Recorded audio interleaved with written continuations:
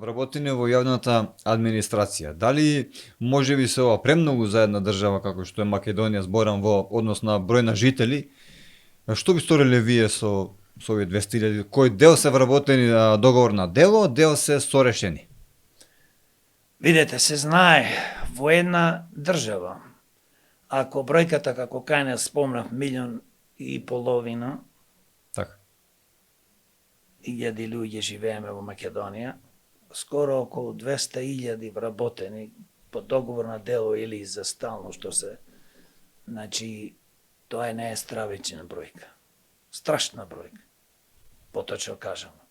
Затоа што колку тоа му доаѓа негде скоро 13-14% од населението што живее во Македонија. Не работоспособно, бидејќи не имаме деца тука, под 18 години имаме студенти и така натаму. Значи, треба да се намали драстично. И тоа како ние, како демократи, би го направиле. Нема да земиме одма да избркаме 100.000 и 150.000 да останат само ние, мислиме 20 до 30.000 е доволно, бидејќи имаме врвна технологија. Компјутерска технологија нема потреба. Еден компјутер може да замени 10 вработени или 5 вработени. Ние тоа ќе го направиме со тоа што ќе дозволиме сите што се пензионираат да заминат во пензија стрекно и весело и на тие работни места на повеќето нема повеќе да се вработуваат луѓе. А исто така планираме да градиме електрани, фабрики, производствени погони, да градиме инфраструктура брзо, ефикасно.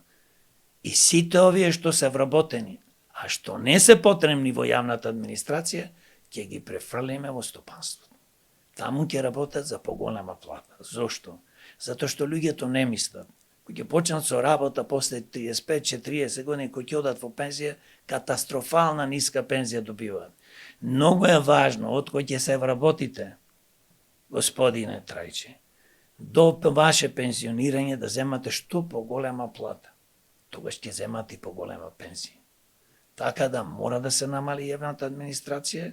Мислиме ова е криминална јавна администрација на еден начин, затоа што 95% и повеќе се вработени од политичките злостонички структури СДС, ДПМН, ДУИ и други партии кои што се појавија на политичката сцена и измислуваат, како што кажав, и секакви работни места, го празнат народниот буџет, нас не осиромашуваат, а никој не мисли она што го кажав да се инвестира, пример 2 милиарди евра секоја година наредни 10 до 15 години во капитални проекти како што се електрани, фабрики, производствени погони, земјоделството.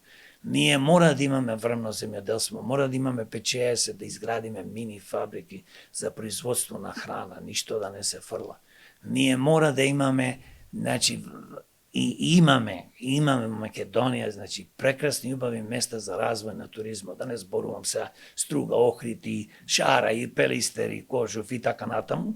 Значи, имаме места каде што ние можеме да живееме барем едно 10 до 15% од домашниот бруто производ да ни доаѓа од туризам. Но никој не сака да вложува пари, бидејќи секое вложување на пари, дали тоа е во економијата, дали во земјоделството, во здравството, во образованието, е скратвање на парите на политичарите, функционерите, криминалци, кои што секојдневно ништо друго не работат, освен се договараат телефонски, лично и така натаму, да најдат добри тендери и да не оплачкаат и да го плачкаат народниот буџет. Значи да сублимираме, вие како решение нудите да се почекаат тие луѓе да отидат во пензија и подоцна да не се вработуваат нови на нивното место.